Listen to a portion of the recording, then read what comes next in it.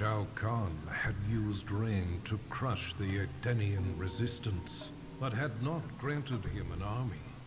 For this betrayal, Raiden drowned the Emperor in his own blood.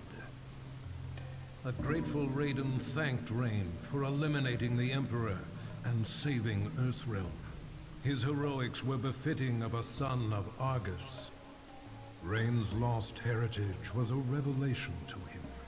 That he was a direct descendant of an Edenian god proved his superiority. Power was his by right. His divinity confirmed, Rain's path was clear. He would use Shao Kahn's army to rule not just Outworld, but all the realms. To Raiden's surprise and horror, Rain's first target is Earthrealm.